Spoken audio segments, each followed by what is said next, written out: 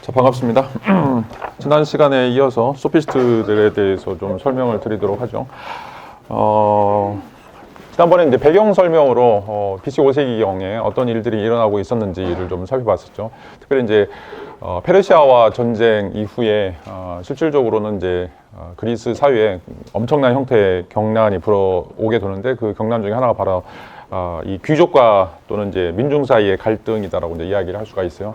그래서 뭐 다양한 형태의 이제 개혁들이 일어나겠는데, 솔론이라든지 클리스테네스라든지 이제 이런 사람들이 이제 어떻게 그 귀족들의 권력들을, 정치 권력들을 좀 빼앗아서 민중들에게 그것들을 되돌릴 수 있을지, 또 굉장히 토지 문제와 관련해서 다양한 형태의 이제 분쟁들이 일어나게 되는데, 그런 것들이 이제 어떤 방식으로 이제 분배될 수 있을지, 이런 어떤 고민들이 이제 많이 일어나고 있다라고 이야기를 할 수가 있어요. 그런 어떤 배경에는 이제 먹고 살만해진 거죠. 특별히 이제 델로스 동맹을 맺은 이후에 돈이 굉장히 왕창 그리스에 유입이 되게 되고, 특별히 이제 아테네를 중심으로 해서 아테네가 이제 맹주로서 그런 기능들을 다하기 때문에 그런 어떤 경제적인 자원들이 굉장히 이제 풍성해지면서 이제 서로 이제 이권에 대해서, 옛날에 이제 싸우니까 먹을 거가 없을 때에는 이제 서로 뭐 친하게 지냈고, 어떻게 보면 이제 전투에 참여하기 위해서는 왕족이든지 귀족이든지 이런 사람들하고 그다음에 평민들하고 이제 편하게 잘 지내야 되죠. 근데 이제 편안한 시대가 되니까 이제 먹을 걸 놓고서 이제 누가 더 많이 먹어야 되느냐, 누가 이걸 이제 분배한다고 할 때 어떻게 하는 것들이 이제 공정한 방식이냐, 이런 어떤 문제들이, 특별히 이제 복지에 대한 그런 문제들이 등장하게 되었다라고 이제 이야기를 할 수가 있어요. 자, 그래서 이제 이런 상황에서 다양한 형태의 이제 권력 분할들이 이제 이루어지는데, 여기서 이제 한 건이라도 자기 거를 확보를 하려면 말을 잘해야 돼요, 말을. 왜냐하면 이제 대부분의 이제 시민들 동등한 이제 정치적 권력을 갖고 있다고 이제 생각을 해서 어떻게 이제 다른 사람들, 특별히 이제 청중들을 감동시킬 수 있을 것인가, 그리고 이제 500인 의회라든지 의회의 사람들을 내 편으로 이제 끌어들일 수 있을 것인가라고 하는 문제가 굉장히 이제 중요한 문제라고 하나의 이제 이슈가 되었다라고 이제 이야기를 할 수가 있어요. 뭐 여러분도 이제 마찬가지로 어디 이제 취직을 한다거나 아니면 이제 뭐 발표를 한다거나 그럴 때 여러분들이 가지고 있는 역량을 사람들은 보지 않아요. 보고 있는 건 여러분들이 이제 말을 어떻게 조리 있게 하느냐, 또 나를 어떻게 설득력 있게 그런 어떤 딜에 끌어들이냐, 이제 이런 것들이죠. 특별히 이제 세일즈맨들이 이제 가장 그런 어떤 능력들을 가지고 있는데, 뭔가 이제 좀 부황부황하게 구라를 좀 쳐야 되고, 그 다음에 이제 내가 가진 것 이상으로 다른 사람들이 나에 대해서 평가할 수 있도록 그런 어떤 유도 신문이라든지 유도적인 자료들을 좀 제시하는 것들이 이제 필요하다라고 이제 이야기를 할 수가 있어요. 자, 그래서 이제 이런 어떤 필요들을 만족하기 위해서 등장하는 새로운 이제 직업군들이 있는데, 그 직업군을 이제 이른바 소피스트들이라고 이제 이야기를 하고 있어요. 지금으로 이제 이야기하면 이제 전문 변호사 집단, 또는 이제 어떻게 보면 전문 거래 영업 집단이라고 이제 이야기할 수 있는 이런 사람들이 이제 들어오게 되는데, 특별히 이제 아테네가 BC 5세기경에 이제 어마어마한 경제적 부국, 지금의 뉴욕이라든지 아니면 런던처럼 어떻게 보면 증권거래소 있고 세계은행들이 있는 그런 곳이라고 이제 이야기할 수가 있어요. 그래서 이제 그 지역에, 많은 지역에 살던 사람들이 특별히 이제 소아시라든지 아니면 이탈리아에 살던 이제 많은 지식인들, 또는 이제 좀 아는 뭐 먹물개나 좀 갖고 있는 사람들이 전부 다 아테네로 이제 모여들게 되고, 그래서 이제 실질적으로 자기는 좀 권력을 좀 유지하고 싶은데, 아니면 더 권력을 더 갖고 싶은데 뭔가 이제 말빨이 안 서는 사람들, 또는 이제 그런 사람들의 자제들, 이런 사람들에게 이제 개인 가정교사 또는 이제 어떤 소송 대리인들, 이런 역할로 새로운 형태의 이제 직업군이 형성된다라고 이제 이야기를 할 수가 있어요. 자, 이런 사람들이 이제 그리스 전역에서 아테네로 이제 모여들면서 서로의 이제 어떤 그 재능들을 자랑하게 되고, 서로의 이제 어때 그 뭐 우리가 학파하고도 이야기할 수 있고, 어떻게 보면 이제 자기 문화들을 이끌어가는 이런 어떤 과정들이 BC 5세기에 보여지고 있는 어떤 새로운 형태의 문화적 유형이다라고 이제 이야기를 할 수가 있죠. 이런 의미에서 이제 그 지식 상인들, 우리가 보부 상인처럼 지식 상인들이라고 하는 새로운 이제 개념들이 드러나게 돼요. 자, 그래서 이제 그 전에 이제 지식이라고 하는 말은 어떻게 보면 이제 그 그리스 사람들이 가지고 있는 말 중에 하나가 뒤에 가서 나올 텐데, 알레테이아라고 하는 개념을 가지고 있어요. 자, 이제 이 알레테이아라고 하는 말은 아라고 하는 접두하고 레테라고 하는 말이 합성이 되어 있는데, 여러분 이제 레테라고 하는 말 들어봤죠? 레테라고 하는 말은 이제 망각이라는 말이에요. 자, 우리가 영원히 저승세계에 있다가 뭐 하여튼 이제 이 초월적인 세계에 있다가 이 세계를 넘어오면서 이제 레테라고 하는 이제 사막을 건너게 되는데, 거기에 흐르고 있는 큰 강 중에 하나가 바로 이제 레테강이요. 자, 우리는 죽거나 아니면 이제 살게 되면 이 두 가지 강을 건너게 돼야 되는데, 그 두 가지 강 중에 하나가 바로 레테강과 스틱스강이죠. 여러분들이 건너게 되는 이제 레테강에 사람들이 이제 사막을 건너다 보니까 너무 이제 목이 말라가지고 이 강을 만나자마자 사람들이 다 물을 들이키게 돼요. 근데 이제 물을 얼마나 많이 들이키냐에 따라서 여러분들이 과거에 가졌던 기억들이 다 사라지게 돼.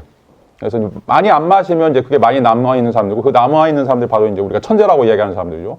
그리고 이제 다 마셔가지고, 물을 너무나 많이 마셔가지고 자기가 갖고 있던 그런 지식들을 다 잃어버린 사람들을 우리가 바보라고 이야기해요.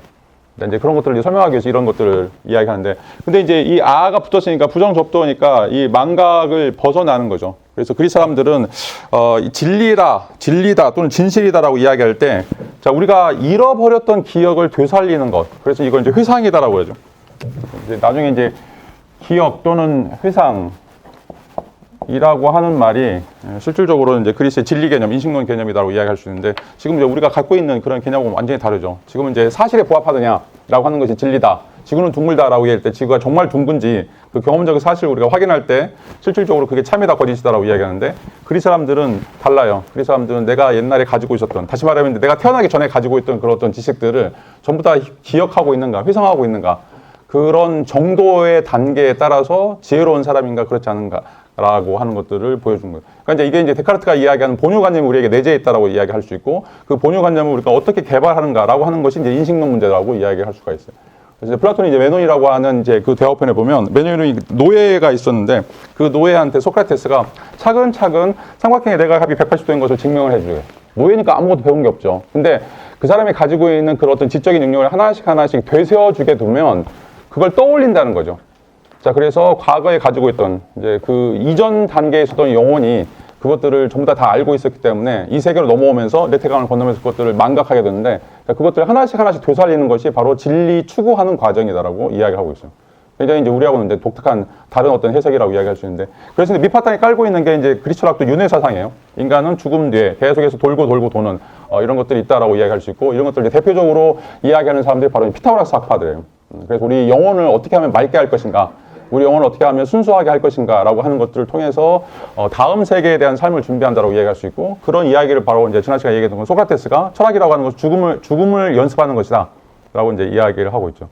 자, 이제 이런 의미에서 이 진리다라고 하는 것이, 지식이라고 하는 것이 내가 잃어버렸던 기억을 가져오는 것, 다시 새롭게 되돌리는 것을 진리다라고 했던 것이 그리스 사람들이 가지고 있는 보편적인 진리 개념인데, 자, BC 5세기경에 드러나고 있는 소피스트들이 가지고 있는 지식 개념은 그게 아니에요. 여기서 지식 개념이라고 하는 것은 남을 이길 수 있는 능력이에요. 남을 이길 수 있는 능력. 그래서 소크라테스도 변명에서도 그런 얘기했는데, 자, 이제 약한 논증을 강하게 만들고 또 강한 논증을 약하게 만들 수 있는, 자, 이런 어떤 능력. 그래서 상대방을 제압할 수 있는, 말로 제압할 수 있는 이런 어떤 능력을 지식으로 포장하는 이런 일들이 이제 소피스트리에서 등장하게 돼요. 지금 이제 여러분들이 논리학 배우면서 어떤 논리적 훈련, 논리적 논변들을 이제 개발하면서 어떻게 상대방의 약점들을 우리가 그 사람들이 가지고 있는 전제라든지 아니면 이제 형식적인 요건들이 맞는지 이런 것들을 우리가 살펴보면서 상대방의 주장이 잘못됐다라고 이제 이야기하는 그런 논리학적 훈련이 바로 이제 소피스트들이 개발한 새로운 형태의 지식이다라고 이제 이야기를 할 수가 있어요. 자, 그래서 자, 우리가 가지고 있는 어떤 초월적인 지식, 영원한 세계에 대한 지식, 그런 어떤 이제 완벽한 그런 지식이라고 하는 것들은 이제 점차 사라지게 되고, 자, 어떻게 하면 내가 말로 사람을 이길 수 있을 것인가, 내가 말로 어떻게 하면 다른 사람들을 공격해서 자, 공격 포인트를 얻을 수 있을 것인가라고 하는 문제들이 자, 새롭게 등장하고 있는 인식론적 문제다라고 이야기할 수가 있어요. 자, 그건 뭐냐면 사실과는 무관하게 내가 어떻게 저 사람을 말로 제압할 수 있을 것인가, 뭐 억지를 쓰든 거짓말을 하든 아니면 잘못된 전제를 가지고 있든 뭐 검증되지 않은 사실이든 사람들을 무조건 이길 수 있고 복종시킬 수 있는 그런 어떤 방식들을 개발하는 것이 바로 이제 얘네들이 이야기하는 논변술이다라고 이제 이야기를 할 수가 있어요. 자, 그러다 보니까 이제 이 지식에 대한 개념들이 완전히 교란된다고 생각할 수 있고, 어떻게 보면 이제 변색되었다라고 이제 이야기를 할 수가 있어요. 자, 그런 의미에서 이제 여기서 이야기하는 것처럼 원래 이제 그리스 사회에서 이야기되고 있는 어떤 우주에 대한 순수한 사변, 초월적인 세계에 대한 어떤 지식, 어떻게 보면 이제 신비로운 어떤 지식들이 다 사라지게 되고, 자, 실생활에서 내가 어떻게 보면 이제 그 법정에서 어떻게 하면 상대방들을 뭐 피고가 됐든 원고가 됐든 그 사람을 이길 것인가라고 하는 그런 좀 문제들이 인식론이나 지식론에서 가장 중요한 테마로 이제 떠오르게 됐다라고 이제 이야기를 할 수 있게 돼요.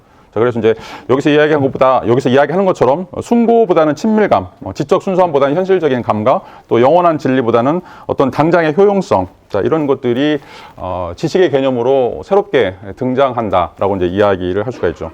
자, 이렇게 이제 아주 강력한 무기, 말을 굉장히 잘하는, 수려하게 말을 잘하는 이제 이런 어떤 강력한 무기를 탑재한 사람들을 그때 당시에 지혜로운 자라고 하는 이제 소피스트들이라고 이제 부르고 있고, 소크라테스는 이제 이런 사람들이 진리라고 하는 것이 형이상학적인 가치들, 다시 말하면 영원한 진리, 또 인간의 본성에 대한, 또는 자연의 본성에 대해서 이야기하는데, 그거에는 전혀 무관심하고 그냥 말을 비틀려 가지고 어떻게 보면 남을 이겨먹을까. 그래서 이제 사실에 부합하지 않는, 어떻게 보면 이제 유언비어라고도 할 수 있고, 정말 이제 자연적인 사실과 무관한 이런 이야기를 하는 사람들을 이제 궤변론자라고 이제 이야기를 하고 있어요. 그래서 이제 이 궤변론자라고 하는 거는 이제 소크라테스나 소피스트가 이제 이 소크라테스나 플라톤이 소피스트들을 향해서 이제 부르고 있는 이제 명칭이라고 이제 이야기할 수 있고, 근데 이제 이런 어떤 일반적인 철학자들 제외하고는 대부분의 많은 사람들이 소피스트들의 의견들에 더 청중하게 돼요. 왜? 이건 돈벌이가 되거든. 그래서 여기에 사람들이 이제 몰리게 되죠. 자, 우리가 이제 뭐 똑같은 법정에 나간다고 하더라도 왜 여러분들이 이제 김현장 변호사들을 사는가? 뭐 우리 이제 5대 로펌이라고 하는 건데, 여러분들 이제 그런 사람들 변호사 수임료 1억씩 이상 줘야 된단 말이죠. 근데 이제 그런 사람들을 원하는 이유는 뭐냐면 항상 재판에서 이기기 때문에 그래요.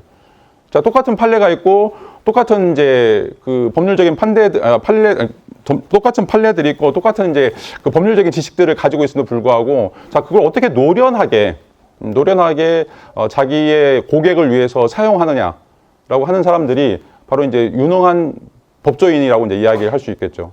근데 이제 여러분 이제 그것과 관련해서 우리가 이제 데블스 어드보케이트라고 악마의 변호사라고 하는 이야기. 그러니까 이 사람이 정말 잘못했음에도 불구하고 이 법리 해석을 자기가 자유롭게 하면서 그 사람을 방면하거나 아니면 무죄 판결을 이끌어내는 사람들이 굉장히 많이 있다는 거죠. 그래서 우리가 이제 유전 무죄, 뭐 무전 유죄, 뭐 이렇게 이야기하는데, 돈 있는 사람들은 그렇게 변호사들을 사가지고 변호에 승리하게 되고, 그래서 뭐 빚을 탕감한다거나 아니면 어떻게 보면 이제 그런 어떤 혜택들을 입는 사람들이 있는 반면에 이제 돈이 없기 때문에 그런 재판관들을 매수하거나 아니면 변호사들을 살 수 없기 때문에 당하는 사람들이 있는데, 자, 이런 비슷한 일들이 지금 BC 5세기경에 일어나고 있다라고 이제 이야기를 할 수가 있어요.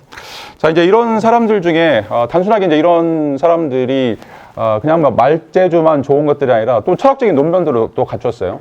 그래서 실질적으로 몇 사람들을 이제 뭐 사례적으로 이제 살펴볼 건데, 자, 그런 사람들이 어떤 메시지를 던지고 있는가라고 하는 것들을 좀 살펴보면, 자, 이제 소크라테스나 플라톤이 이제 왜 이런 사람들을 굉장히 강력한 형태의 무기를 갖춘 적대자로 보고서 이런 사람들에 대해서 어떤 방식의 철학적인 또 답변들을 제시해야 되는지, 자, 이런 것들을 좀 살펴볼 수가 있어요. 그래서 이 소피스트들이 던지고 있는 단순한 형태의 이제 그 논변거리 이런 것들이 그냥 단순하게 그치는 것들이 아니라 어떻게 보면 BC 5세기경에 있었던 전반적인 철학적 사조들을 완전히 뒤집어 버리는 그런 혁명적인 우리가 태제라고 이야기할 수 있는 논변들을 지금 제시하고 있다라고 이야기할 수 있고, 자, 그래서 이제 플라톤도 마찬가지고 아리스토텔레스도 마찬가지고, 자, 대부분의 BC 5세기 이후에 나왔던 이제 철학자들은 이 소피스트들이 던졌던 명제들에 대해서 어떻게 반박할 것인가, 그걸 어떻게 넘어설 것인가라고 하는 것들을 이제 고민하는 방식으로 자신들의 의견들을 개진한다라고 이제 이야기를 할 수가 있어요. 자, 이제 첫 번째는 이제 프로타고라스라고 하는 사람인데, 이 프로타고라스가 이제 가장 핵심적으로 던지고 있는 메시지가 인간은 만물의 척도라고 하는 거죠. 인간은 만물의 척도다라고 하는 건데, 자, 우리가 진리라고 하는 것은 아까도 얘기했던 것처럼 초월적인 어떤 거, 그리고 이제 인간을 벗어난 어떤 거라고 이제 이야기할 수 있는데, 실질적으로 프로타고라스에 따르면 인간이라고 하는 것이 이 세상을 판단하는 유일한 주체이고, 그래서 인간이 어떻게 생각하는가, 또 인간이 어떤 방식으로 설계하는가에 따라서 이 세계가, 또는 이 세계 그 어떤 이제 진리라든지 어떤 원칙이라든지 원리라든지 이런 것들이 전부 다 만들어진다라고 이제 이야기를 할 수가 있어요. 자, 이걸 우리가 이제 상대주의라고 하는 거죠. 왜냐하면 이제 모든 사람들이 다 다양한 생각들을 가지고 있기 때문에, 자, 그런 다양한 생각들이 전부 다 각자 개인에 의해서 옳다는 거죠. 그리고 이제 그것들을 우리가 이제 존중해야 된다라고 이제 이야기를 하고 있기 때문에, 자, 그럼에도 불구하고 이제 우리는 이제 1 더하기는 2고 지구는 둥글다라고 하는 것은 보편적인 것이 아니냐라고 이제 이야기를 던질 수 있죠. 자, 그런데 이제 그것도 어느 시대, 어느 사회에 따라서 다 달라질 수 있다라고 이제 이야기를 하고 있죠. 자, 생각해 보세요. 우리가 뭐 중세 시대에 태어났다라면, 우리가 1543년 이전에 태어났다라면 여전히 우리는 지금 천동설을 믿고 있을 거라는 거죠. 그리고 지금 우리가 지금 살고 있는 세상은 이제 지동설을 이야기하는데, 앞으로 이제 뭐 100년 뒤에, 200년 뒤에 어떤 새로운 또 과학 이론이 등장해가지고 우리가 알고 있는 것들 완전히 다 뒤집어 버리는 이런 사건들이 벌어질 수도 있겠죠. 뭐 계속해서 강조하지만 지금 양자역학 등장 이전에 가지고 있던 고전역학이 가지고 있던 설명, 또 양자역학 이후에 등장하는 어떤 설명들이 또 다르다라고 이야기할 수 있고, 또 또 시간과 공간에 대한 개념도 마찬가지죠. 아인슈타인의 상대성 이론이 등장한 1915년 이전의 상대성 이론 이전의 시간과 공간 개념하고 지금 우리가 갖고 있는 시간 공간 개념이 이제 다르다라고 이야기할 수 있는데, 자, 이제 프로타고라스에 따르면 지금 토마스 쿤이 이제 과학혁명의 구조에서 이야기하는 이야기를 똑같이 하고 있어요. 근데 그걸 누가 결정하냐? 이론을 누가 결정하냐? 인간들이 결정하는 거예요. 내가 결정한다라고 이야기할 수가 있어요. 그래서 첫 시간에도 이제 얘기했던 것처럼 우리에게 주어지는 모든 시각적인 정보들 우리 뇌에서 다 해석해가지고 이런 어떤 세계들을 만들어내게 되는데, 과연 그런 인간을 떠나서 어떤 초월적인 존재가 이 세상을 만들거나 아니면 창조하거나 이런 것들을 운영한다라고 하는 것들이 과연 이제 설득력이 있는가라고 하는 이제 이야기를 하고 있죠. 근데 나중에 이제 이 플라톤은 이걸 이제 반박하기 위해서 데미우르고스라고 하는 이제 그 철학자가 만든 어떤 새로운 형태의 신 개념들을 이야기하고 있어요. 왜냐하면 이 신을 통해서 이 데미우르고스라고 하는 신을 통해서 이 세계가 창조가 되었고 그 창조되고 있는 설계도는 선의 이데아다. 선의 이데아라고 하는 것이 있고 그 선의 이데아라는 건 절대로 변하지 않는다. 불변이다. 라고 하면서 이제 이 상대주의에서 이야기하고 있는 우리가 인식하는 이런 모든 것들이 전부 다 변할 수 있다라고 하는 생각들에 대해서 이제 반박하는 어떤 내용이다라고 이야기를 해볼 수가 있어요. 그 다음에 이제 두 번째 그 피타고라스가 이제 이야기하고 있는 것 중에 하나가 바로 이제 신의 존재, 신이라고 하는 것이 있는가. 고대 그리스 사회에서 어떻게 보면 이제 진리의 출발점으로서 신이다라고 하는 것들을 이제 제시하고 있는데, 자, 프로타고라스는 이제 신에 대해서도 여전히 우리가 믿을 수 없다라고 이제 이야기를 하고 있죠. 자, 왜냐하면 이제 신이 존재하는지 존재하지 않는지 나는 알지 못한다. 왜냐하면 이제 이 문제에 대한 지식은 불확실하고, 자, 인간의 삶은 너무 짧기 때문에 그렇다라고 이제 이야기를 하고 있어요. 자, 인간의 생각으로 신을 과연 이제 포용할 수 있을 것인가? 신이 전지전능하다라고 이제 이야기할 때 신의 어떤 여러 가지 속성들을 과연 이제 인간은 이해할 수 있을 것인가? 인간은 설사 그런 어떤 능력이 있다고 하더라도 너무 유한한 삶을 살기 때문에 절대로 신을 파악할 수 없다라고 하는 거죠. 만일 신이라고 하는 것이 인간의 머릿속에 들어오거나 이성 속으로 그런 것들을 이제 이해할 수 있다라면 그건 신이 아니다. 왜냐하면 인간의 마음속에 들어오거나 아니면 인간의 지식 안에 들어온 것 때문에 그건 이제 신이 가지고 있는 생각이나 이런 어떤 능력들이 이제 굉장히 제한적이다라고 생각할 수밖에 없는 것들이죠. 자, 그래서 이제 그런 것들이 여러분 잘 아는 것처럼 이제 그리스 사회에 있어서 등장하고 있는 제우스라든지 뭐 그 올림포스 12신이다라고 이야기할 수가 있어요. 딱 한 가지 차이점은 그냥 인간은 죽는다. 근데 신은 죽지 않는다. 그 차이밖에 없어요. 그리스 신화에 나오는 신들은 전능하지가 않아요. 전능한 신이라고 하는 것은 존재하지가 않아요. 그리고 이제 어느 곳에 있는 신도 존재하지 않고. 자, 어떻게 보면 이제 우리가 상정하고 있는 어떤 초월적인 형태의 신들, 그러니까 신이라고 하는 것들도 어떻게 보면 이제 프로타고라스 입장에서 보면 인간하고 비슷하거나 그냥 길게 살 뿐이지 인간하고 큰 차이점이 없다라고 이제 이야기할 수 있고, 자, 그런 의미에서 신이 어떤 초월적인 존재로서 법을 제정하거나 세계를 만들거나 아니면 인간의 어떤 삶들을 생사화복을 주관한다라고 하는 것들은 우리의 인식 밖에 있는 것이고 한계 밖에 있는 것이다라고 이제 이야기를 할 수가 있어요. 자, 그리고 이제 더더욱 웃기는 사실은 뭐냐면, 만일 신이 보편적인 신이거나 하나만 존재한다라면 왜 전 세계적으로 신들의 종류가 이렇게 많냐? 그리고 왜 민족마다 숭배하는 신들이 많은가라고 하는 것들이죠. 중동에 가면 중동의 신들, 이집트에 가면 이집트의 신들, 또 그리스의 신들, 또 그리스도 지역에 따라서 아테네가 믿는 신들 다르고 스파르타가 믿는 신들 다르고.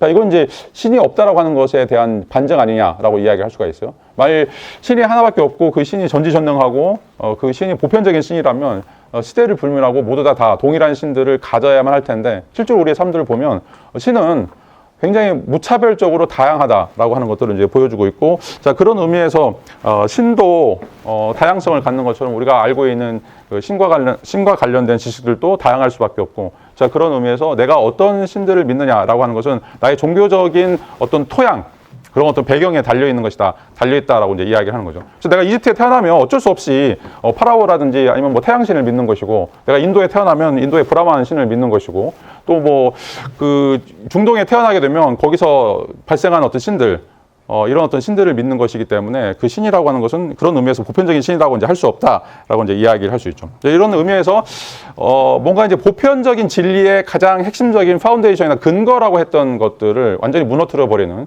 그리고 이제 5세기 당시 그리스인들이 가지고 있었던 그 신 개념 자체들을 완전히 이제 붕괴시키는 그런 일들을 했다라고 이제 이야기를 할 수가 있어요. 자, 이제 BC 5세기 정도까지는 그래도 이제 얘네들이 이제 내륙에서 많이 살았는데, 실질적으로 얘네들은 이제 해양 탐사를 통해서 해외로 나가면서 식민지를 건설하게 되고 또 식민지에 살고 있는 사람들이 이제 그리스에 들어오면서 이 폐쇄적인 공간이 무너지게 돼요.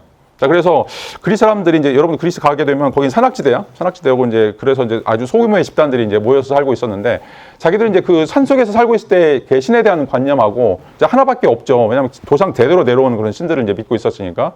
근데 이제 다른 민족들이 유입이 되면서 다른 신을 알게 되고 우리가 알고 있는 신과는 완전히 다른 신들이죠. 자, 그러면서 우리 신이 정말 진짜 힘이 세다. 또는 아니면 우리 신이 정말 하나밖에 없는 존재다라고 하는 이런 어떤 믿음들이 무너지게 된다라고 얘기할 수 있고, 자, 이게 이제 직접적으로 표출된 것이 바로 프로타고라스가 이야기하는 인간이 만물의 척도다라고 하는 것을 보여주고 있는 하나의 이제 사례라고 이제 이야기를 할 수가 있어요.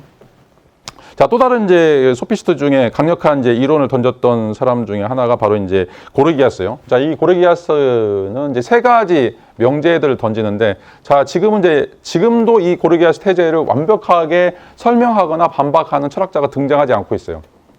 자, 첫 번째가 뭐냐면 아무것도 존재하지 않는다. 그러니까 이제 우리가 존재한다라고 하는 게 뭐냐라고 하는 거죠. 우리가 있다라고 하는 게 뭐냐라고 하는 건데, 자, 아무것도 존재하지 않는다라고 고르기아스는 이제 이야기를 하고 있고, 자, 그걸 우리가 존재한다라고 하더라도 우리가 그것을 인식할 수 없다라고 하는 거죠. 우리의 감각 지각을 통해서는 절대로 어떤 것이 존재한다라고 하는 것을 우리가 이해할 수 없다라고 이제 이야기하고 있고, 그러니까 인식론이 불가한 거죠. 그다음에 이제 세 번째로는 그걸 인식한다라고 하더라도 타인에게 전달할 수 없다. 인간은 이제 언어를 통해서 우리의 어떤 인식 내용들을 타인과 이 교육이라고 하는 방식으로 상호 주고받게 되는데, 자, 언어 자체가 완벽하지 못하기 때문에 실질적으로 세계에 대한 설명들이 불가능하다라고 이제 이야기를 하고 있어요. 자, 이게 이제 고르기아스가 던지고 있는 아주 강력한 회의주의라고 이야기했어요. 다시 말하면 지식 자체가 아예 성립 불가능하다라고 이야기하는 거죠.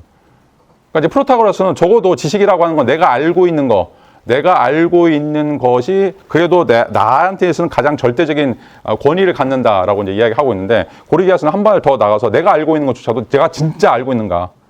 왜냐하면 뭔가 존재한다라고 하는 것 내가 알 수도 없고 그걸 내가 언어로 표현한다라고 하는 것들도 거의 불가능하다라고 이제 이야기를 할 수가 있어요. 자, 근데 우리는 이제 자동으로 그것들이 가능하다고 생각하는 거죠. 그 중에 대표적인 게 바로 이제 그림 이론인데, 자, 비트겐슈타인이 그 논리 철학 논고에서 지금 제시하고 있는 이론이죠. 자, 여러분들이 생각을 해보세요. 자, 최후의 만찬이라고 하는 그림인데 이게 1490년 정도에 그려진 걸 거예요. 자, 최후의 만찬을 보면 거기에 이제 예수하고 12명의 제자들이 모여서 이제 최후의 만찬을 보고 있는데, 실제로 이 그림을 보면 예수가 입고 있는 옷은 13세기, 14세기 자, 이탈리아 북부 지방에 입고 있는 사람들이 입고 있는 옷이야. 그러니까 다시 말하면 팔레스타인하고, 그러니까 지금 이제 이스라엘 사람들의 손조들이 입고 있는 하고 전혀 다르죠. 그리고 거기에 나와 있는 사람들은 백인인데도 파랑 눈이에요. 그러니까 지금 중동 사람들이 가지고 있는 약간 그 베두인들이 가지고 있는 시커먼 머리라든지 아니면 까무잡잡하는데 이런 거하고는 완전히 다른 것들이죠. 자, 근데 여러분들이 15세경에 그려진 그림을 보면서 동시에 자, 1세기경에 활동했던 예수를 떠올리게 돼요. 자, 그거는 이제 왜 가능한가? 비트겐슈타인에 따르면, 자, 여기에 그림 형식이라고 하는 것이 존재한다. 그래서 우리가 보고 있는 것은 다른 거지만 그 다른 것들이 저 그림 형식을 통해서 자동적으로 그 원래 가졌던 그 그림의 본질에 도달할 수 있다라고 하는 이야기를 하게 돼요. 자, 이제 그건 뭐냐면 우리의 마음이라고 하는 것이 거울처럼 뭔가 세계를 그대로 비출 수 있는 능력들을 가지고 있다라고 하는 생각이에요. 그래서 이제 마음이 거울이기 때문에 거울이 이제 좀 더러우면 그게 잘못 비칠 수도 있긴 하지만, 왜곡될 수도 있긴 하지만 우리가 거울을 깨끗이 닦으면 자, 세계에 대해서 완벽하게 인식이 가능하다라고 하는 생각이죠. 자, 고르기아스가 지금 무너뜨리고 있는 태제가 바로 이거예요. 자, 우리가 가지고 있는 이 마음, 우리가 가지고 있는 인식 능력, 자, 이것이 과연 완전할 수 있는가라고 하는 거죠. 그리고 그것이 완전하다고 하더라도 우리가 사용하고 있는 언어, 이 언어라고 하는 것이 과연 올바르게 기능할 수 있을 것인가라고 하는 것들이죠. 자, 이 언어도 마찬가지고 마음도 마찬가지고 객관적인 기준을 절대로 달성하지 못한다라고 이제 이야기를 하고 있어요. 자, 이제 언어도 이제 마찬가지죠. 왜 인간이 동일한 형태의 논리적 구조를 가지고 있다라면, 사고 구조를 가지고 있다라면 동일한 언어를 만들어냈어야 되는데, 자, 지금의 남아있는 언어만 해도 35만 종이 넘어요. 굉장히 다 다른 형태의 지금 언어도 있고 계속해서 이제 언어들이 이제 소멸되어 가고 있는데, 왜 사람들이 동일한 DNA를 가지고 있고 동일한 사유 구조를 가지고 있는데 왜 언어들이 저렇게 다를까라고 이제 생각을 해보세요. 자, 우리가 이제 immediately라고 하는 말, 곧바로라고 하는 말을 뭐 지난번도 이 얘기했었는데, 중국 사람들 뭐라고 하는지 아세요?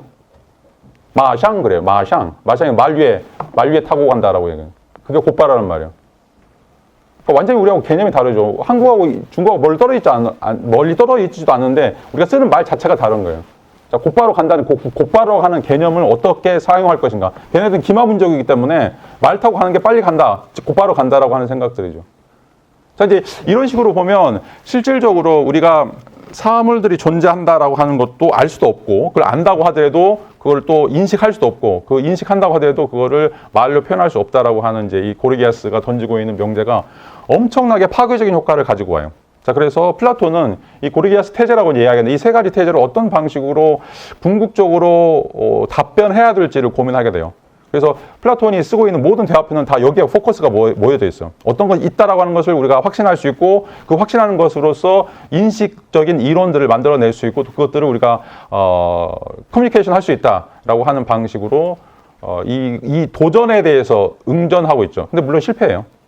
왜냐하면 이제 인간은 우리가 암암리에 가정하고 있는 이 마음이 과연 그런 것들을 갖추고 있는가라고 하는 이제 문제들이 확인할 길이 없죠. 그래서 이제 칸트 같은 경우도 어떻게 보면 이제 우리 마음의 이제 선천적 판단 형식이라고 그러죠. 시간과 공간이라든지 아니면 10가지 이제 범주화 이런 것들을 이제 이야기하는데, 그것들이 이제 우리 안에 내재됐다고 생각하고 있죠. 데카르트도 이제 우리에게 본유관념이 있어서 뭔가 그 코기토라고 하는 그런 과정을 통해서 이성이 이런 역할들을 자동적으로 처리해 준다라고 이제 생각하는데, 전부 다 그것도 이제 우리가 증명할 수 없는 것들이죠. 그렇게 믿을 뿐이죠. 그러니까 이제 과연 이제 지식이라고 하는 것이 정당화될 수 있을 것인가? 자, 이걸 이제 인식론에서는 진리 정당화 문제라고 얘기해요. 그리고 이제 어떻게 보면 실질적으로 진리는 대응설이다라고 했던 거, 지구는 둥글다라고 하는 걸 정말 그 사실을 우리가 알게 되면 그 사실이 진리가 된다라고 하는 것이 진리 대응설인데, 자, 고르기아스는 진리 대응설을 날려버려요. 과연 우리가 알 수 있느냐? 우리가 우물 안에 있는데 우리가 우물 안에 있다는 걸 어떻게 아냐라고 하는 거죠. 우물 자체가 뭔지도 모르는데. 자, 이런 의미에서 고르기아스가 던지고 있는 이 폭풍이 엄청난 형태, 그 뒤에 지금 2500년 동안 어느 누구도 이 고르기아스 태제라고 하는 것들을 한 번도 논리적으로 막아낸 사람들이 없어요. 그래서 이제 우리가 회의주의라고 하죠. 회의주의. 그러니까 상대주의에서 이제 회의주의는 조금 이제 다른 건데, 이제 회의주의는 과연 지식이라고 하는 것이 성립 가능한가라고 하는 이제 문제였고, 그래서 이제 거기에 대한 임시 방편으로 등장한 것들이 이제 진리 정합설, 또는 이제 진리 실용설이죠. 그러니까 진리라고 하는 것은 내가 알고 있는 체계에 맞냐 맞지 않느냐 이거로 가는 거죠. 그게 이제 사실이냐 진리냐는 우리가 점검할 수 없고, 내가 이미 알고 있는 또 기존 체계의 이 이론이 새로운 어떤 경험적인 증거가 거기에 정합적으로 맞느냐 맞지 않느냐 이 문제로 이제 환원이 되거나, 아니면 이 지식이, 새로운 지식이 내가 지금 해결하려고 하는 문제들을 어떤 옵션을 가정했을 때 그게 해결되느냐 이런 문제로 이제 전락됐다라고 이야기를 할 수가 있어요. 그래서 진리라고 하는 개념 자체가 사라지게 되죠. 진리라고 하는 거.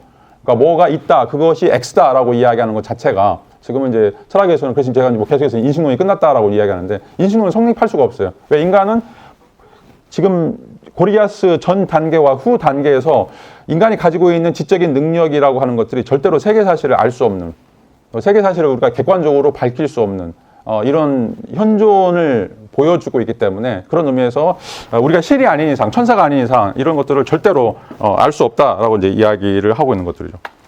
자, 이게 이제 고르기아스이고,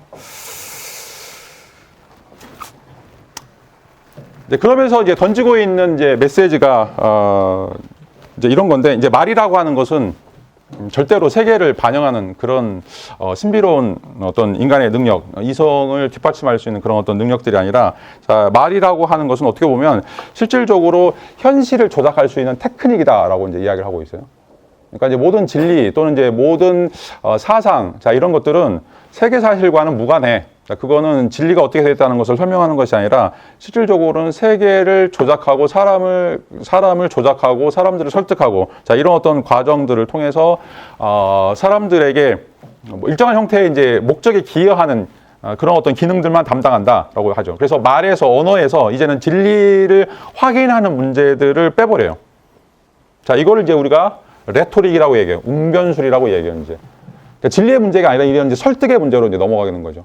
그래서 철학은 더 이상 세계에 대해서, 세계 사실에 대해서 어떤 진리를 이야기하는 것이 아니라 내가 믿고 있는 신념들을 다른 사람들에게 설득하기 위한 하나의 사탕 발림에 불과하다라고 이야기하는 것들을. 자, 그런 의미에서 어떻게 사탕 발림처럼 맛있게, 달콤하게, 멋있게, 자, 이렇게 수식하고 과장적으로 표현하냐. 왜냐하면 그렇게 하면 할수록 사람들이 넘어오니까, 설득이 되니까, 이제 그런 것들을 개발하는 것이다. 라고 이제 이야기를 할 수 있죠. 자, 그래서 이때 당시에 뭐 이소크라테스를 이제 중심으로 해서 많은 사람들이 웅변 학원들을 만들어내요. 지금 이제 웅변처럼 어떻게 이제 말을 잘할 것인가. 라고 하는 이제 문제들을 이제 연구하는 그런 어떤 집단들, 학원들이 이제 생겨나게 되고, 자, 그거에 대해서 반대해서 생겨난 게 바로 이제 플라톤의 아카데미아죠. 플라톤의 이제 아카데미아는 말은 니네들이 이야기하는 것처럼 단순하게 설득 또는 이제 사탕 발림, 남들을 속이는 그런 어떤 속임의 기술 이런 것들이 아니라 진리를 추구하는 거야. 우리가 알 수 없지만 여전히 우리는 노력을 해서 인간이 가지고 있는 어떤 그 능력들을 발휘해서 진리를 찾아가는 거야 라고 하는 이제 이론들을 통해서 그런 어떤 실천적인 담론들을 만들어내는 것이 바로 이제 플라톤의 아카데미죠. 그래서 이제 이 BC 5세경에 이 두 가지 학파들이 등장해서 서로 이제 격렬하게 논의를 이제 벌이는 것들이 바로 이제 고르기에스 태제가 던지고 있는 그런 후폭풍이라고 이제 이야기할 수가 있어요. 그래서 우리가 과연 진리라고 하는 거 있는가? 과연 그것을 우리가 이제 말할 수 있고 또 가르칠 수 있을 것인가? 이런 어떤 문제들이 이 고르기아스를 통해서 이제 던져지고 있다라고 이제 이야기를 할 수가 있죠. 자, 그 다음에 세 번째로는 이제 히피아스인데, 히피아스가 이제 공격하고 있는 것은 이 도덕이라고 하는 게 있냐라고 하는 거죠. 도덕이나 윤리라고 하는 게 있냐, 과연. 자, 우리가 이제 올바른 행위를 해야 된다. 뭐 좋은 행위를 해야 된다. 뭐 우리가 이제 일부일처제도 마찬가지고 뭐 어른을 공경해야 된다 마찬가지고 부모를 공경해야 된다. 뭐 국가에 대해 충성해야 된다. 이런 것들이 이제 도덕이라고 이제 이야기를 하는데 과연 이제 도덕이라고 하는 것들이 있는가? 그리고 이제 도덕이라고 하는 것이 자연적인 것인가? 그러니까 우리가 타고 태어나면서 갖게 되는 건 어떤 본성인가라고 이제 이야기를 할 수 있죠. 자, 그런데 히피아스는 그렇지 않다라고 이제 이야기하고 있죠. 자, 이제 그리스 사람들은 대부분 다 이 도덕이라고 하는 것은 제우스가 주셨다고 생각을 했어요. 제우스 신이 인간이 동물과 다른 삶들을 살기 위해서, 그러니까 인간이 인간답기 위해서 인간에게 그런 어떤 지혜도 주고 도덕도 줬기 때문에 인간이 동물적인 상태, 생물학에서 벗어나서 이제는 역사를 쓸 수 있는 그런 어떤 성숙한 모습들을 이제 보여주고 있다라고 이제 이야기하는데, 자, 히피아스는 도덕이라고 하는 것은 우리가 그 사회를 운영하기 위한 하나의 관습, 습관에 불과하다라고 이제 이야기를 하고 있어요. 습관에 불과하다. 이제 이런 이제 논의들이 이제 뒤에 가서 이제 도덕이라고 하는 것이 자연이냐, 자연적인 거냐, 피시스냐, 아니면 이제 관습적인 거냐, 이거 갖고 이제 엄청나게 또 이제 서로 싸우게 돼요. 지금도 마찬가지예요. 지금 칸트의 음론 또 공리주의도 이 두 가지 이론들도 다 지금 히피아스가 던지고 있는 물음에 대한 답이다라고 이야기할 수가 있어요. 도덕 법칙이라고 하는 게 원래 있냐, 인간이 없더라도 그러니까 거짓말을 하지 말라라고 하는 것은 인간이 있든 없든 존재하는 거냐, 이게 화성에 가서도 목성에 가서도 아니면 이제 안드로메다 가서도 유효한 도덕적 원리냐. 아니면 그건 이제 지구상에서 사람들이 살아남기 위해서 가지고 있는 하나의 습관에 불과한 것이냐. 만약에 이것들을 바꿀 수 있다면 사람들은 얼마든지 바꾸지 않겠느냐라고 이제 이야기하고 있죠. 자, 그래서 뭐 뒤에 가서도 이야기하겠지만 그 귀게스라고 하는 이제 사람이 투명망토처럼 이제 반지를 마법의 반지를 이제 발견하게 되는데 그 마법의 반지를 이제 오른쪽으로 돌리면 자기 모습이 이제 사라지고 다시 왼쪽으로 돌리면 이제 다시 자기 모습이 나타나요. 자, 그랬을 때 이제 귀게스가 제일 먼저 한 게 뭐냐? 제일 먼저 한 게 막 이제 다른 사람들 도와주거나 막 불났을 때 사람을 구해주거나 뭐 다친 사람들 악당들 막 제거하고 뭐 이런 일을 했을 것 같죠. 웃기지 마. 걔가 했던 거는 왕궁에 들어가지고 왕을 죽이고 왕비를 차지한 거야. 예쁜 여자를 차지한 거야. 어떤 건 자기 본능에 충실한 거죠. 그러니까 인간은 본성 자체가 악한 거죠. 본성 자체가 악해. 근데 이제 왜 이 도덕이 본성적이라고 이야기하는가? 그건 다 거짓말 아니냐. 인간은 투명망토를 쓰거나 아니면 비밀의 어떤 반지를 갖게 되면 하는 짓 보면 전부 다, 그러니까 남이 보지 않는다, 남한테 처벌받지 않는다, 법으로 구속되지 않는다 그러면 하는 짓이 전부 다 악한 짓이다. 그게 인간의 본성이다. 그게 어떻게 보면 우리의 이제 생식세포가 있기 때문에 우리가 갖고 있는 세포, 이 이기적인 유전자 때문에 그런 것들인데 왜 니네 거짓말하냐? 왜 인간이 날 때부터 선하다라고 이야기하냐? 히피아스가 지금 던지고 있는 물음들이 거죠. 자, 이거는 이 관습이다. 우리가 어릴 때부터 부모에게 부모에게 효도해야 돼. 너 거짓말하면 안 돼. 다른 사람을 도와줘야 돼. 안 그러면 때리죠. 안 그러면 욕해. 자, 그러니까 그런 게 이제 싫으니까, 그런 남의 통제를 이제 받기 싫으니까 속으로는 안 그러지만 겉으로는 마치 성인군자처럼 내가 도덕 법칙을 지켜야 된다라고 생각하는데 히피에스에 따르면 자, 이런 것들은 다 거짓이다라고 이제 이야기를 하고 있죠. 이제 그래서 플라톤이나 아리스토텔레스 뒤에 나오는 이제 철학자들은 뭐 너무하지 않냐. 그래도 우리가 우리 사회를 지키기 위해서는 도덕이 필요한데 그 도덕이라고 하는 게 그냥 거짓이다. 아니면 사람들을 이제 속이기 위해서 어떻게 보면 이제 어떤 자기의 어떤 그 페르소나처럼 얼굴을 보여주기 위해서 타인과 관련된 얼굴을 보여주기 위해서 만들어 놓는 그런 어떤 거짓이라고 하는 건 조작이라고 하는 건 좀 그렇지 않냐. 그래서 만들어 가는 것들이 이제 자연법 사상이죠. 자연법 사상. 자, 이건 신이 주신 본성이다. 자, 그것들이 이제 희미하지만 우리는 아까도 얘기했던 마음을 닦는 것처럼 이 철학이라고 하는 또는 변증술이라고 하는 이런 어떤 과정을 통해서 자, 우리 안에 숨겨져 있는 우리가 여전히 야수지만 우리 안에 그 숨겨져 있는 그 선한 본성, 천사의 본성. 자, 이것을 찾는 것이 바로 도덕을 만들어가는 어떤 과정이다라고 이제 이야기를 할 수가 있어요. 자, 근데 이제 여러분 이제 잘 알다시피 에틱스라고 하는 말도 자, 그리스 말이 이제 에티케라고 하는 말에서 나왔고 우리가 이제 모럴이라고 하는 이제 도덕이라고 하는 말도 라틴어 이제 모레스에서 나온 말인데 다 습관이라고 하는 말이에요. 다 습관, 관습. 다시 말하면 도덕이나 윤리나 이런 것들은 사회적 관습, 사회적 제도, 사회적인 어떻게 보면 이제 행동의 산물들이라고 이제 이야기할 수 있죠. 이 출발점은 그래요. 근데 이제 이 히피에스가 던진 이제 이 메시지 이후에 물론 이제 그 출발점이 그렇다고 하더라도 어떻게 인간이 인간다운 삶을 살기 위해서는 저런 어떤 습관이나 관습들을 벗어날 수 있을 것인가 이것들을 고민하게 만드는 거라고 이야기할 수 있죠. 그래서 이제 대표적인 게 바로 이제 일부일처인데, 자, 우리의 관습이나 습관은 옛날에 뭐 다부다처제, 다부일처제 막 엄청난 형태의 이제 다양한 형태의 이제 부부 제도가 있었는데 왜 그것들을 포기하면서 일부일체적으로 가는가? 자, 그리고 혈연 관계에서 내가 아버지를 공경하거나 어머니를 공경하는 거 이런 것들은 이제 뭐 인정할 수 있는데 왜 거기서 떠나서 다른 민족, 다른 부족 또는 이제 아프리카 내가 전혀 뭘 알지 못하는 사람들한테 내가 그런 사람들을 돌보고 희생해야 되는가? 자, 이거 어떻게 설명할 것인가? 이 관습만 가지고는 설명할 수 없다라고 이제 이야기하면서 자, 그것은 인간에게 내재되어 있는 어떤 천사의 본성.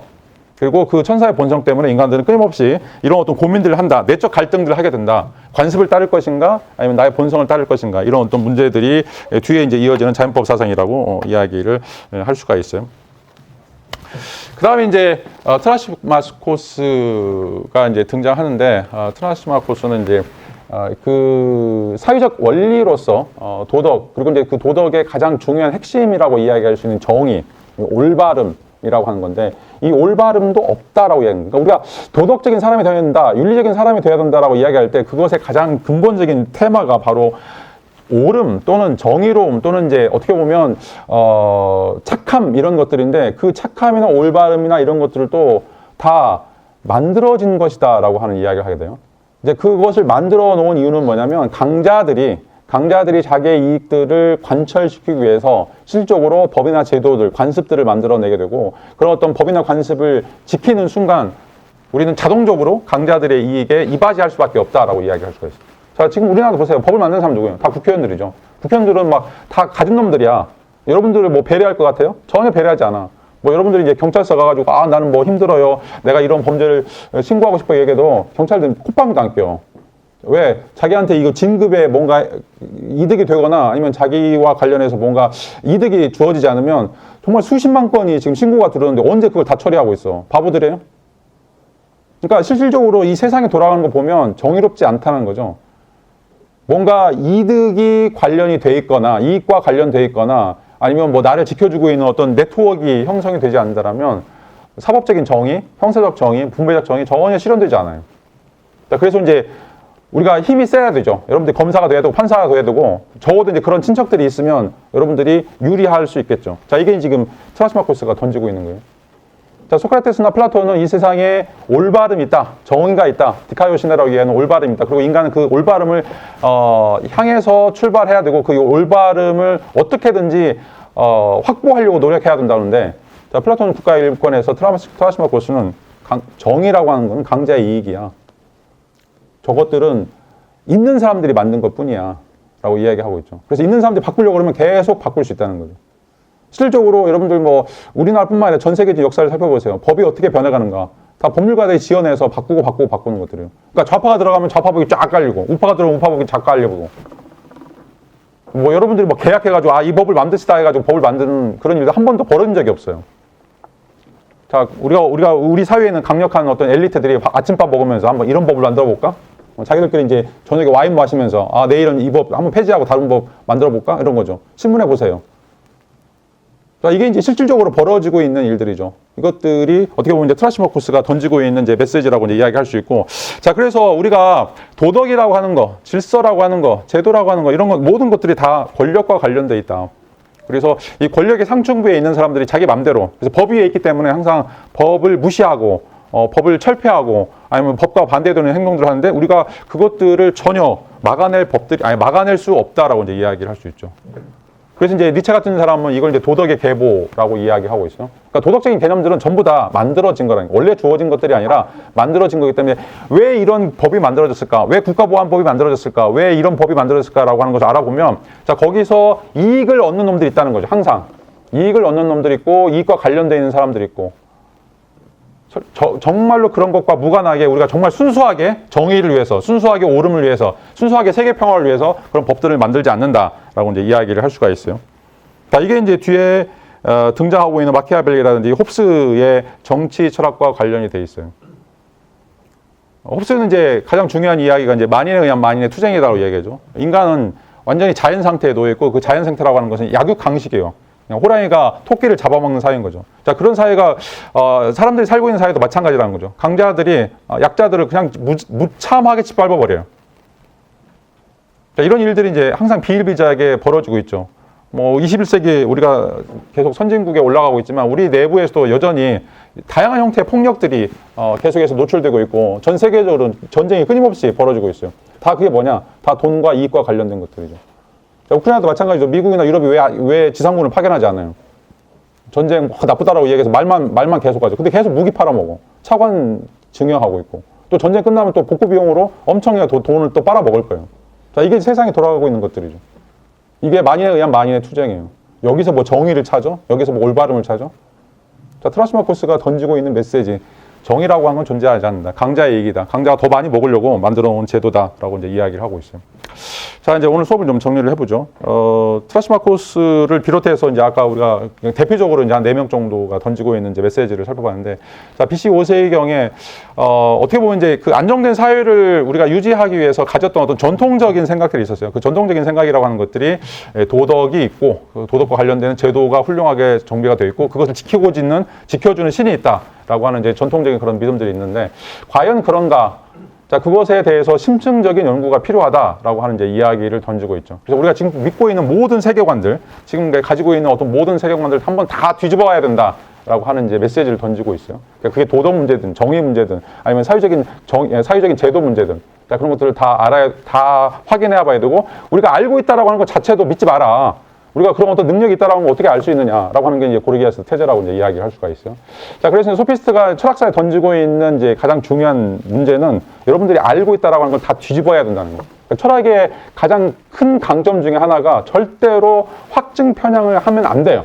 확증 편향. 우리가 이게 진리야 라고 믿고 그것을 받아들이게 되는 순간, 그건 종교로 가는 거지, 그건 철학이 아니에요. 철학이라고 하는 건 마지막 순간까지, 정신병에 걸릴 정도까지 내가 정말 이걸 알고 있나? 이게 정말 사실인가? 이게 정말 이게 우리 사회에서 정말 바람직한 것인가? 라고 하는 것들을 고민하는 것들이죠. 자, 그래서 어떻게 보면 철학자들은 항상 양비론자거나 양시론자가 돼야 돼요. 둘 다 옳거나 둘 다 그러거나, 그리고 A라고 이야기하면 나는 not A로 가야 되고, 다른 사람이 not A라고 이야기하면 나는 A로 가요. 그래서 항상 상식에 대한 근본적인 성찰들이 필요하다라고 하는 것들을 우리가 이해를 해야 되고, 그걸 처음으로 이제 보여줬던 사람들이 바로 소피스트였어요. 그래서 기본적으로 아테네 사회가 가지고 있는 한 500년, 600년 된 전통들을 이 사람들이 BC 5세기경에 등장하면서 전부 다 무너뜨리게 되고, 그다음에 그 뒤에 이제 나오는 철학자들은 이걸 어떻게 정리할 것인가. 지금까지 우리가 500년 동안 믿어왔던 이런 신념체계가 완전히 망가졌는데, 그 망가진 것들이 굉장히 합리적으로 지금 저 사람들이 공격하고 있기 때문에 저걸 우리가 어떻게 디펜스 할 것인가 라고 하는 문제가 바로 이 BC 5세기의 이 소피스트를 통해서 등장하고 있는 새로운 철학적 사조다라고 이제 이야기를 할 수가 있어요. 그럼 다음 시간에 이어서 더 좀 보완적인 설명을 드리도록 하고, 자, 오늘 수업은 여기서 마치도록 하겠습니다. 고맙습니다.